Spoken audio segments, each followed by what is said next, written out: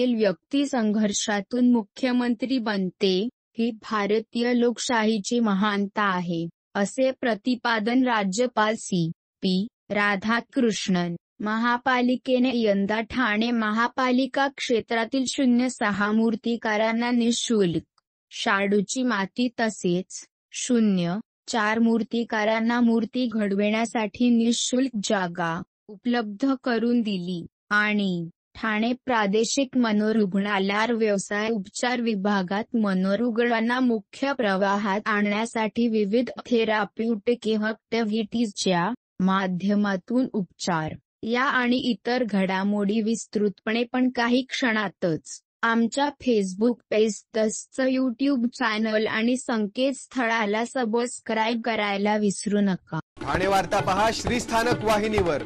आता सकाळी 9:15 पासून रात्री 9:15 पर्यंत ठाणे वार्ता, ठाण्यातील पहिलं दृकश्राव्य माध्यम. ठाणे वार्ता आणि श्रीस्थानक वाहिनीचं लाईव्ह स्ट्रीमिंग ठाणेवार्ता.com वरील लाईव्ह स्ट्रीमवर क्लिक करा आणि अगदी मोबाईलवरही ठाणे वार्ता श्रीस्थानक वाहिनीचा आनंद लुटा. यासाठी आमचं ॲप डाउनलोड करा. ठाणे वार्ता पहा श्रीस्थानक वाहिनीवर. आता सकाळी 9:15 पासून रात्री 9:15 पर्यंत ठाणे वार्ता, ठाण्यातील पहिलं दृकश्राव्य माध्यम.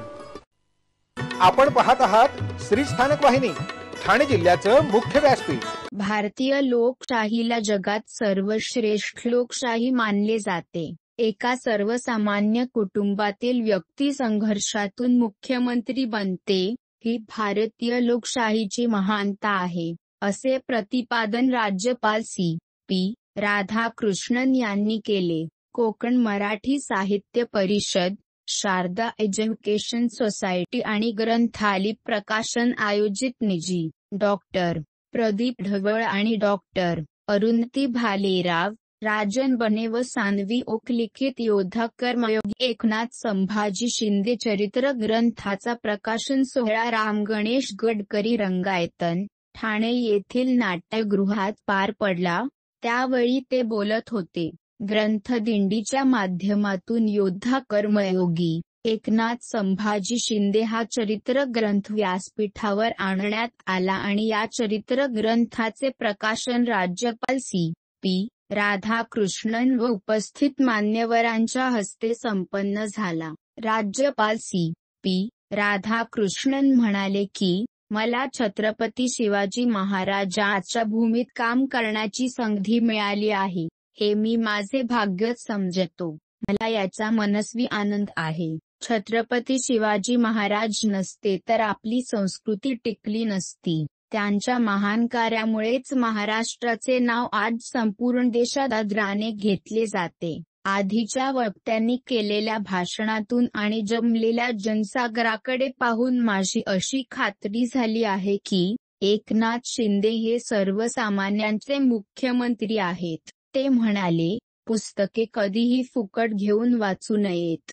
पुस्तकाचे मूल्य देऊन पुस्तके वाचल्यास आपल्या भावना त्या पुस्तकाचे वाचन करताना एकजीव होतात.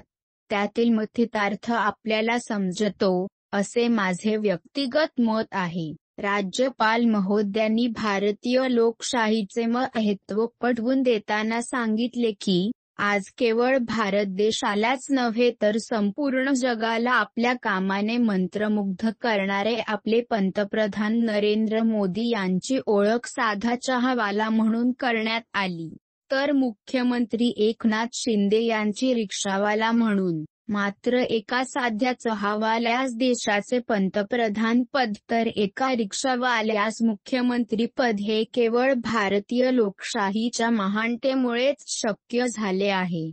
जीवनात यशस्वी होण्यासाठी कठोर परिश्रमाला पर्याय नाही, असे सांगून ते पुढे म्हणाले की, कोरोना काळात एकनाथ शिंदे यांनी केलेले काम हा महाराष्ट्र कधीही विसरू शकत नाही. त्यांनी गडचिरोली सारख्या जिल्ह्याचे पालकमंत्री म्हणून त्या भागात केलेले काम हे अतिशय वाखाणण्याजोगे आहे. मनापासून एखादे काम करणे, ही इच्छाशक्ती असणे, यातूनच व्यक्ती समाजासाठी काहीतरी करू शकतो. तसे काम श्रीमान एकनाथ शिंदे सतत करताना दिसून येतात. संपूर्ण देशाला विकासाच्या वाटेवर पंतप्रधान नरेंद्र मोदी नेत आहेत आणि त्यांना मुख्यमंत्री म्हणून एकनाथ शिंदे, उपमुख्यमंत्री देवेंद्र फडणवीस आणि अजितदादा पवार यांची उत्तम साथ मिळत आहे. 2047 साली भारत हा महासत्ता बनणार यात शंकाच नाही. विशेष म्हणजे हे शासन ज्या प्रकारे काम करीत आहे त्यातून महाराष्ट्राचा विकास हा होणारच होणार आणि येणाऱ्या काळात महाराष्ट्र जगातील दुसऱ्या क्रमांकाची अर्थव्यवस्था बनणार यात शंकाच नाही. मी महाराष्ट्रात जनतेचा सेवक म्हणून आलो आहे. त्यामुळे शक्य तितकी जनसेवा करण्याचा संकल्प मी या कार्यक्रमाच्या निमित्ताने करीत आहे, असे ते शेवटी म्हणाले. मुख्यमंत्री एकनाथ शिंदे म्हणाले की, माझ्यावर पुस्तक लिहिण्या इतपत मी असे काही मोठे काम केलेले नाही. सर्वांच्या साथीने मी इथपर्यंत पोहोचलो आहे. त्याबद्दल सर्वांचे आभार. सत्तेचा वापर हा गोरगरिबाच्या कल्याणासाठीच व्हायला हवा, ही स्वर्गीय बाळासाहेब ठाकरे आणि धर्मवीर आनंद दिघे साहेबांची शिकवण आहे. मला काय मिळाले, यापेक्षा मी समाजाला काय दिले हे महत्त्वाचे आहे. म्हणूनच मी या मार्गावर काम करण्याचा प्रयत्न करतोय.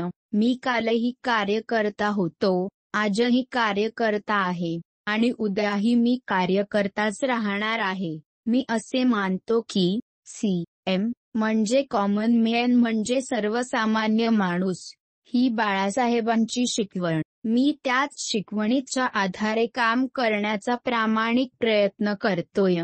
माझ्याकडे आलेला माणूस रिकाम्या हाताने कधीच जात नाही आणि कधी जाणारही नाही. मी आज जे काही आहे ते धर्मवीर आनंद दिघे साहेबांमुळेच. मी संपूर्ण महाराष्ट्र हे माझे कुटुंब मानतो. यश आले तर हुरळून जाऊ नये आणि अपयश आले तर खचून जाऊ नये, ही आईची शिकवण मी आजही कायम स्मरणात ठेवली आहे.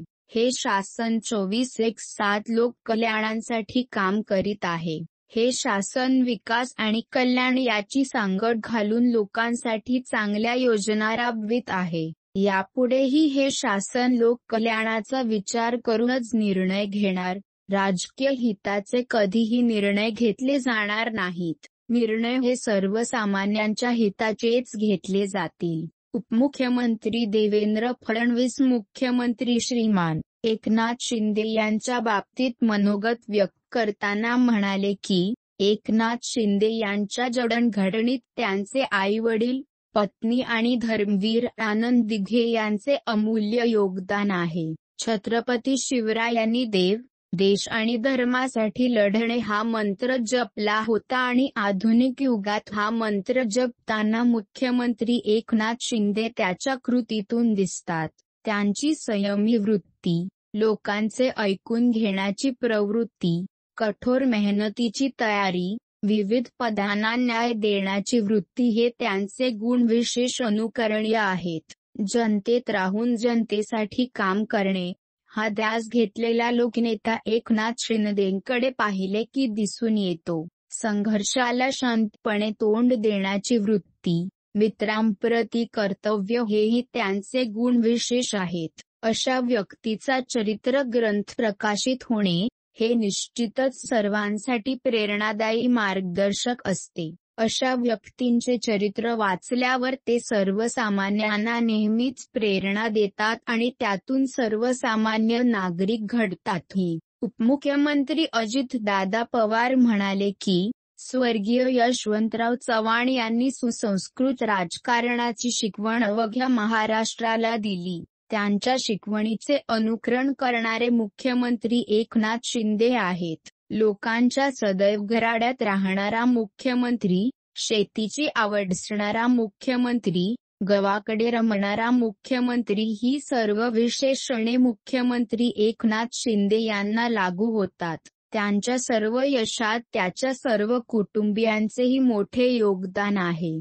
पर्यावरणपूरक गणेशोत्सवाचे आयोजन व्हावे यासाठी ठाणे महापालिकेतर्फे मार्च महिन्यापासून विविध उपक्रम आयोजित करण्यात येत आहेत. याच अंतर्गत महापालिकेने यंदा ठाणे महापालिका क्षेत्रातील 06 मूर्तिकारांना निःशुल्क शाडूची माती तसेच 0:4 मूर्तिकारांना मूर्ती घडविण्यासाठी निःशुल्क जागा उपलब्ध करून दिली आहे. ठाणे महापालिका क्षेत्रातील गणेशोत्सव पर्यावरणपूरक व्हावा यासाठी महापालिकेच्या पर्यावरण विभागाने सार्वजनिक गणेशोत्सव मंडळे, मूर्तिकार संघटना, स्वयंसेवी संस्थांची मदत घ्यावी, असे निर्देश महापालिका आयुक्त सौरभ राव यांनी दिले आहेत. या सगळ्यांच्या सहकार्याने हा उत्सव अधिकाधिक पर्यावरणपूरक करण्याकडे आपण मार्गक्रमण करू शकतो, अशी भूमिका आयुक्त राव यांनी मांडली आहे. त्यानुसार केंद्रीय प्रदूषण नियंत्रण मंडळ आणि महाराष्ट्र प्रदूषण नियंत्रण मंडळ यांनी दिलेल्या सूचनांनुसार ठाणे महापालिकेने पर्यावरणपूरक गणेशोत्सव नियमावली 2024 मार्च महिन्यात प्रकाशित करण्यात आली. तसेच विविध घटकांशी संवाद साधण्यासाठी अतिरिक्त आयुक्त प्रशांत रोडे यांच्या स्तरावर बैठकांचेही आयोजन करण्यात आले होते. याच उपक्रमात पालिकेच्या पर्यावरण विभागाने शाडूची निःशुल्क माती तसेच मूर्ती घडविण्यासाठी निःशुल्क जागा उपलब्ध करून दिली होती. शाडूच्या निःशुल्क मातीसाठीच्या आवाहनाला 6 मूर्तिकारांनी मागणी नोंदवून प्रतिसाद दिला, तर शाडूच्या मातीच्या मूर्ती घडविण्यासाठी 4 मूर्तिकारांनी निःशुल्क जागेची मागणी केली होती.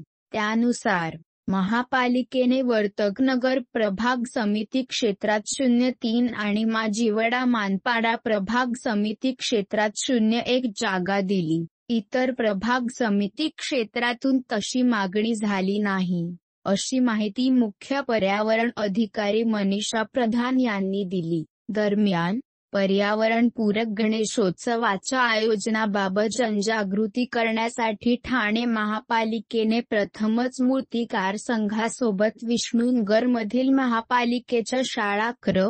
19 येथे पर्यावरणस्नेही मूर्ती, मखर आदी साहित्यांचे प्रदर्शन भरविले.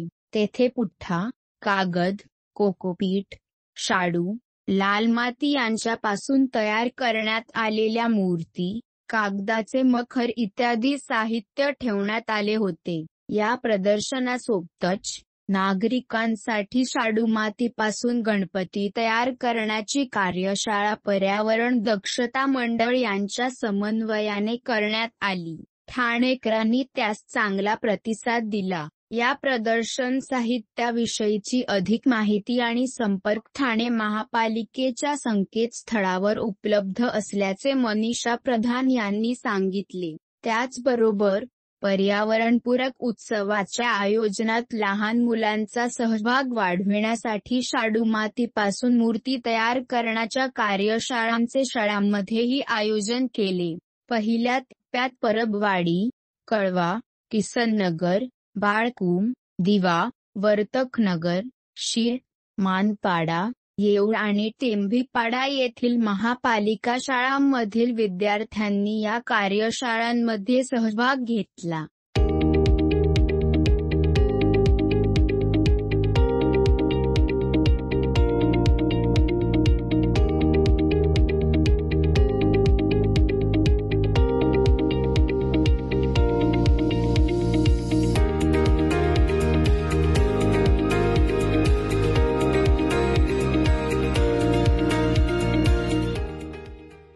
सर्व नागरिकांना आवाहन करण्यात येत आहे की सध्या डासांमार्फत पसरणाऱ्या डेंग्यू या आजाराचा प्रसार रोखण्यासाठी प्रत्येकाने पुढीलप्रमाणे कार्यवाही करावी. डेंग्यू आजार एडिस इजिप्ती हा डास चावल्याने होतो. या डासांची पैदास साचलेल्या किंवा साचवलेल्या स्वच्छ पाण्यामध्ये होते. 8 दिवसांपेक्षा जास्त दिवस पाणी उघडे व साचून राहिल्यास त्यात डास अंडी घालतात. अंड्यांच्या अळ्या तयार होऊन पुढे डास तयार होतात. यासाठी आपल्या घरातील पाणीसाठे उदाहरणार्थ बॅरल्स, पिंपे, टाक्या, हौद, रांजणे इत्यादी दर आठवड्याला रिकामे करून घासून पुसून कोरडे करून पुन्हा भरावे.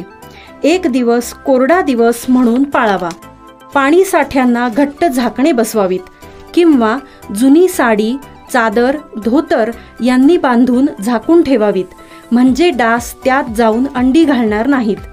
घराच्या गच्चीवर, आजूबाजूला, अंगणात कोठेही पाणी साचू देऊ नये. भंगार सामान उघड्यावर टाकू नये. उदाहरणार्थ टायर्स, प्लास्टिक सामान, कुंड्या, टाकाऊ वस्तू इत्यादी. अशा सामानात पावसाचे पाणी साठून त्यात डेंग्यूच्या डासांची पैदास होते. घरातील कूलर्स, फ्रीजच्या पाठीमागील ट्रे हे देखील वेळोवेळी कोरडे करावेत. लक्षात ठेवा, नुसत्या फवारणीने डास घनता कमी होत नाही, तर त्यासाठी डास पैदास ठिकाणे नष्ट करणे ही आपल्या सर्वांची जबाबदारी आहे. कोणताही ताप अंगावर न काढता जवळच्या शासकीय रुग्णालयात मोफत औषधोपचार घ्या. अशा प्रकारे नागरिकांनी सहकार्य केल्यास डेंग्यूचा प्रसार रोखणे सहज शक्य आहे. विद्यार्थ्यांनी स्वतःच्या हाताने मूर्ती घडवलीच, शिवाय पर्यावरणपूरक उत्सव साजरा करण्याची प्रतिज्ञाही केली. वागळे इस्टेट येथील IT कर्मचाऱ्याचा कामावर जाण्याचा प्रवास सुसह्य व्हावा, यासाठी भाजपाचे ठाणे जिल्हाध्यक्ष संजय वाघुले यांनी पुढाकार घेतला आहे. TMT बस सेवेत वाढ करावी आणि बेशिस्त रिक्षा चालकांवर कारवाई करावी, यासाठी भाजपाच्या वतीने BK-बिन येथे आज स्वाक्षरी मोहीम राबविण्यात आली. या मोहिमेला प्रवाशांचा उत्स्फूर्त प्रतिसाद मिळाला आहे. जिल्हाध्यक्ष संजय वाघुले यांच्या प्रयत्नाने 1 ऑगस्टपासून TMTच्या अधिकच्या बसेस BK-बिन येथून सकाळी सुटत आहेत. TMTच्या सोमवारी अवघ्या 2.5 तासात 35 ते 40 जादा फेऱ्यांमुळे IT कर्मचाऱ्यांना वेळेत कामात पोहोचता आले आहे. बेशिस्त रिक्षा चालकाच्या बाजूने बोलणाऱ्या वागळे इस्टेटमधील काही नेते व पदाधिकाऱ्यांनाही संजय वाघुले यांनी खडसावले आहे. त्याचबरोबर BK-बिन येथे अवघ्या 7 शेअर रिक्षासाठीच्या स्टँडमुळे सुमारे 200 रिक्षा उभ्या राहत असल्यामुळे सातत्याने वाहतूक कोंडी होत असल्याच्या पार्श्वभूमीवर हा थांबा रद्द करावा. तसेच गोखले रस्त्यावरील स्वानंद सोसायटी ते मॅकडोनाल्ड शॉपपर्यंत पॅराडाईज सोसायटी विरुद्ध दिशेने जाणारे व ओव्हरहेड सीट घेणाऱ्या रिक्षा चालकांवर कठोर कारवाईची मागणी वाहतूक पोलीस व RTO प्रशासनाकडे भाजपतर्फे करण्यात आली आहे.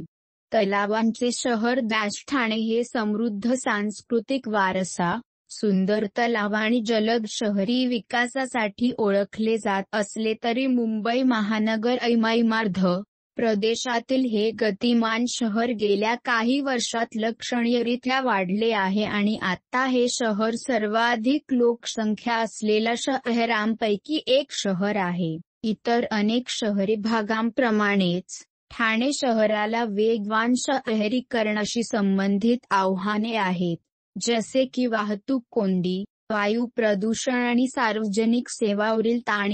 अहवालानुसार ठाण्यातील एअर क्वालिटी इंडेक्स 130 इतका जास्त नोंदविला गेला होता, जो सामान्यतः अनारोग्य गटामधील श्रेणीमध्ये गणला जातो. उत्खनन, रस्ते आणि इमारतीचे बांधकाम, जुन्या इमारती पडणे पाडणे यामध्ये निर्माण होणारी धूळ, दुर्गंधकण उत्सर्जित करणाऱ्या वाहनांच्या हालचाली इत्यादीमुळे वायू प्रदूषणाच्या गंभीर चिंतेमध्ये भर पडत आहे.